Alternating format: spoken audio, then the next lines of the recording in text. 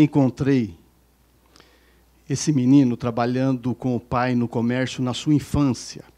Isso numa cidade do norte do Paraná, de cerca de 8.000 habitantes.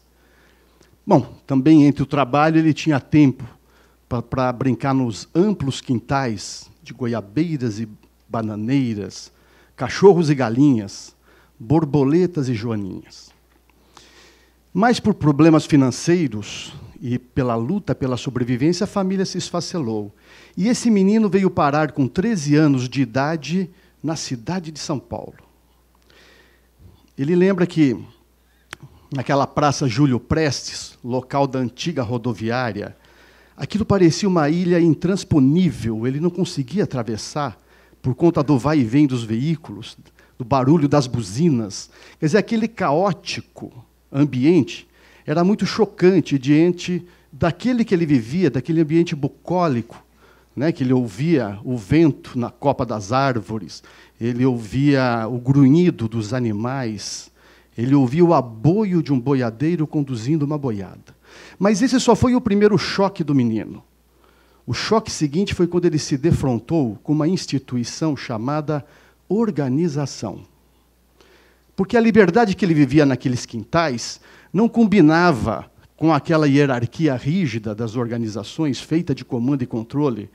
Afora um vocabulário muito desconhecido por ele, voucher, borderô, nota fiscal, duplicata. A linguagem dele era forquilha para fazer estilingue, bola de gude, né? Bola de capotão. Quem tinha estava por cima. Ele logo percebeu que as leis de fora valiam mais do que as leis de dentro. Ele percebeu que produtividade era mais importante do que criatividade. Ele percebeu também que resultado valia mais do que o processo. E ele era chamado de alguns nomes que ele também estranhava muito: mão de obra. Como a sugerir que não se criasse, não se pensasse, não se imaginasse, só produzir e render. Ele também era chamado de recurso humano, em contraste a outros recursos, como o material, o financeiro, que valia mais do que ele, que era humano. Mas o pior era ser chamado de folha de pagamento, porque ele virava um item de custo a ser contido. Era duro ser chamado de folha de pagamento. Aí ele notava que tinha algumas palavras chiques, por exemplo, turnover. Ele achava muito chique, até que ele descobriu que turnover era pegar um punhado de gente e mandar para o olho da rua. Isso é que era turnover. E aí, tinha alguns, você sabe que tinha alguns que tinham medo de ter aumento de salário, porque depois podia rodar. Então era a lista dos que tinham um aumento. E ele sentia que ele era enquadrado, ele tinha que ser enquadrado de alguma maneira dentro de uma função ou dentro de um cargo. E quando você se enquadrava também a sua vontade de realizar, desejo de criar, vontade de sonhar, tudo isso também era enquadrado. Ele notava que algumas pessoas passavam cerca de 40 horas semanais fazendo algo que detestam. E ficava doente. E tinha farmacinhas dentro dos departamentos para poder ficar doente. E você ia para o médico e fabricava atestados para poder não ir trabalhar. É claro que tinha uma vingança, tinha também as anedotas, né? Tinha, por exemplo, aquele funcionário que chegou para o chefe e falou: chefe, o senhor vai me desculpar, mas eu estou ganhando muito pouco. Ele falou: está desculpado.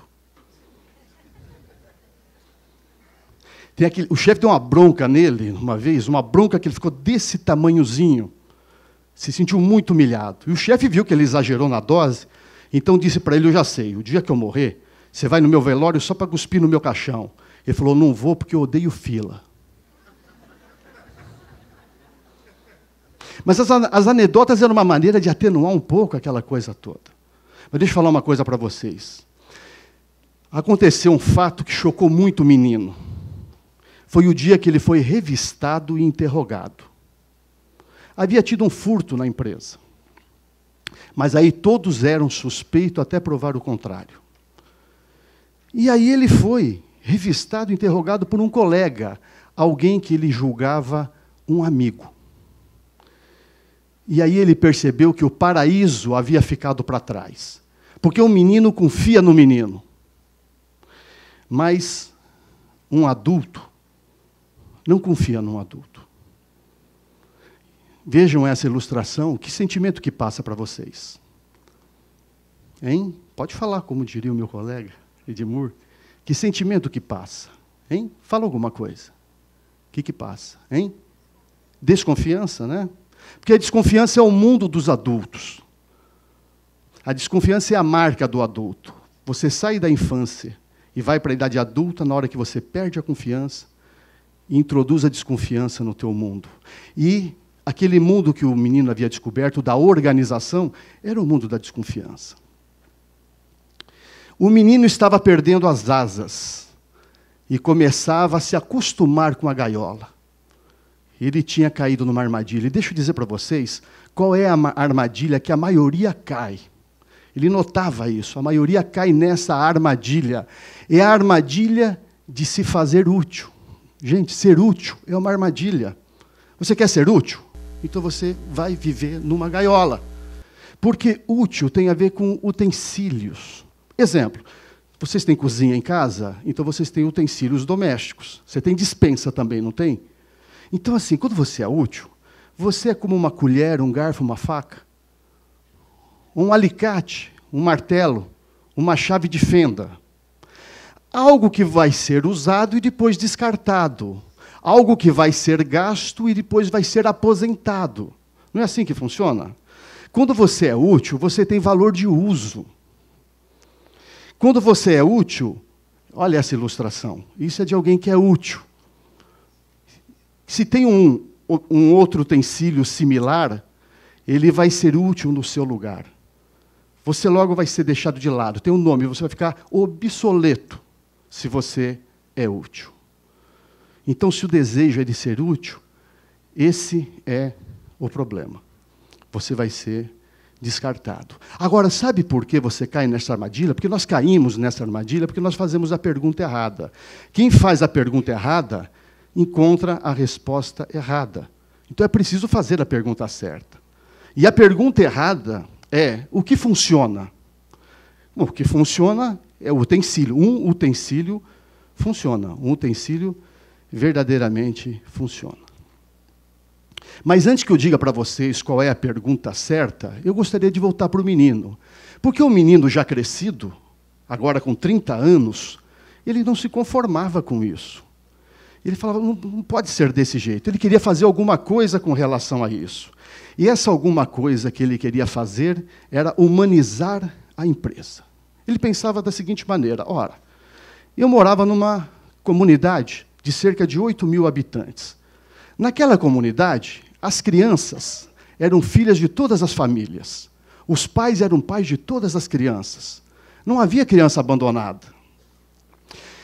Por que uma organização não pode parecer com uma comunidade, considerando que a maior parte delas não tinha o tamanho daquela comunidade em que ele vivia? Ora, e como é que isso poderia ser feito? Exigiria uma nova consciência, um novo olhar, um novo conjunto de conhecimentos. Exigiria uma metanoia, que é uma mudança de modelo mental.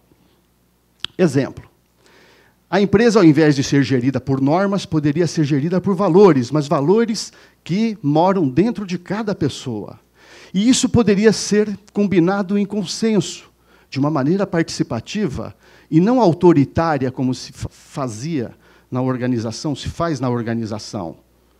E a empresa poderia funcionar com mais relacionamentos mais próximos do que aquele distanciamento sugerido pelo organograma.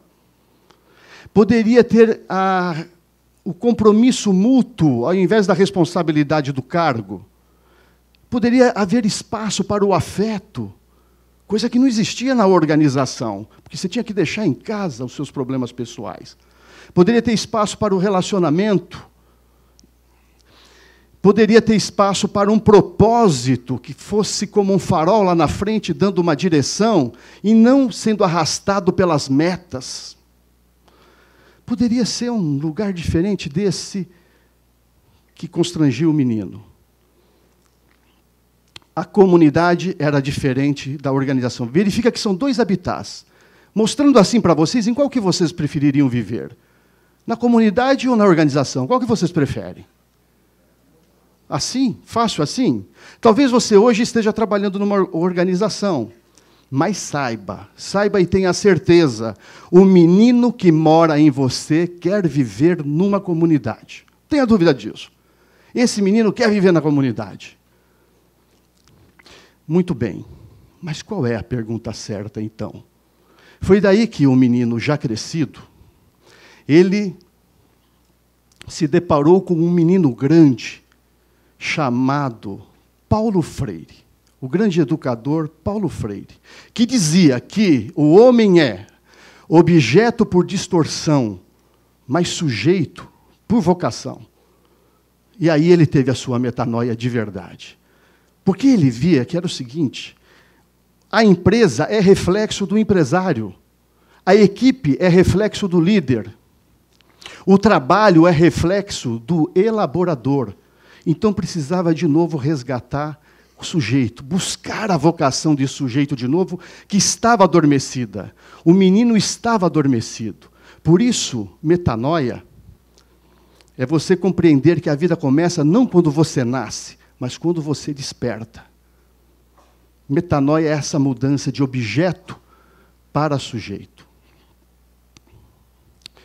E assim, aí sim, porque um empreendedor sujeito, ele vai empreender um negócio sujeito.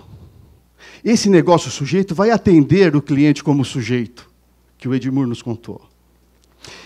Vai atender o colaborador como sujeito, o investidor como sujeito, o fornecedor como sujeito, vai tratar a comunidade ao redor como sujeito, vai tratar a sociedade como sujeito, vai tratar o planeta como sujeito.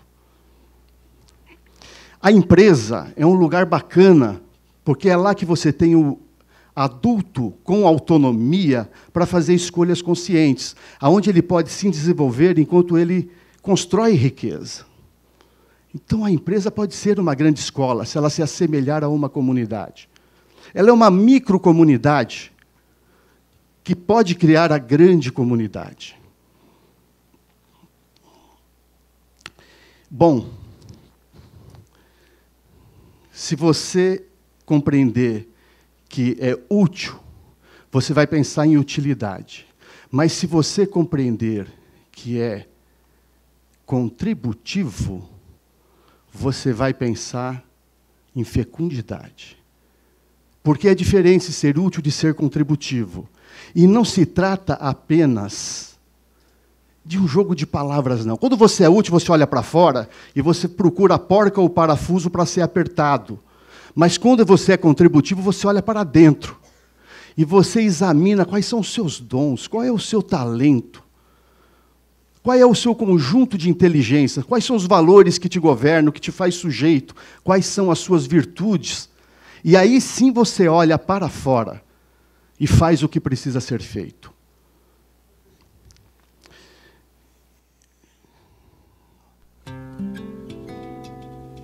Quando você se sente fecundo, você sabe que você então é um cultivador.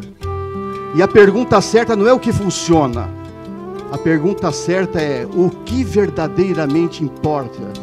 E o que verdadeiramente importa é viver a sua vocação de sujeito. É isso que verdadeiramente importa. Você se transforma naquilo que você cultiva. Há um menino, há um moleque morando dentro do seu coração.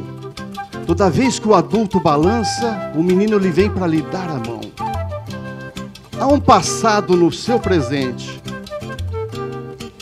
Há um sol bem quente lá do seu quintal. Toda vez que a bruxa te assombra, o menino lhe vem para lhe dar a mão.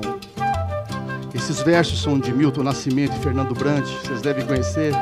Essas imagens que eu mostrei para vocês é do grande Elifas Andreato, um menino grande, que nunca envelheceu e que nunca vai envelhecer.